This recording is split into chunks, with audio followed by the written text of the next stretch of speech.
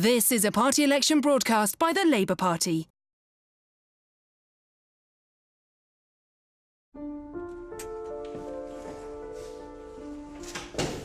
We all know the government's keen on cutbacks. It says they are needed to fix the economy and that we are all in it together. But I wondered, who is bearing the brunt of all the belt tightening? The super rich? The big corporations who can afford it? Or ordinary families? So, I thought I'd ask a well-known search engine.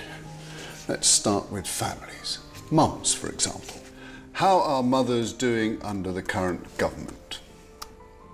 Cuts in the support for women will leave mothers £13 billion worse off over the course of the current Parliament. Figures produced by the House of Commons Library. OK, we can't argue with that. What about the elderly? Spending on social care, that's care homes, home visit, meals on wheels, has been slashed by more than 20%. So, ordinary people are taking a hit. The wealthy and big companies got billions of pounds in tax cuts in George Osborne's recent budget, while working people suffered significant losses. And this is from the Independent Institute of Fiscal Studies. OK, but surely the government is sorting out tax avoidance on big companies who make huge profits, like a certain well-known search engine. How much UK tax did Google pay last year? It works out at less than 3% of its UK revenues, and that's from the Mail Online. So, when times are tough, the government squeezes the less well-off while letting the richest avoid paying the taxes that the rest of us do. Which would explain why David Cameron's former Work and Pensions Secretary, Ian Duncan-Smith, described George Osborne's latest budget as divisive and deeply unfair. But even if they're unfair, aren't these cuts working? Has George Osborne succeeded in getting rid of the deficit and cutting the debt as he promised? No.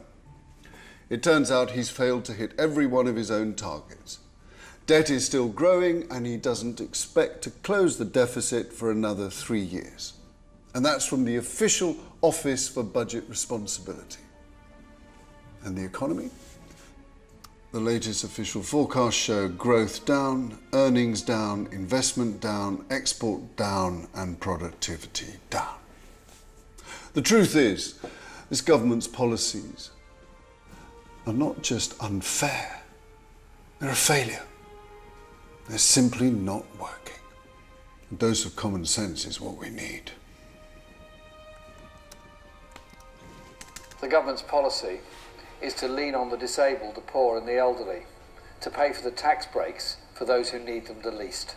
Labour will build an economy that invests for the future, that is fair for all and that works for all. It's a fairer way and it's a better way.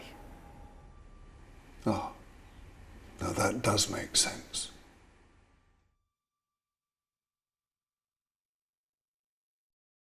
That was a party election broadcast by the Labour Party.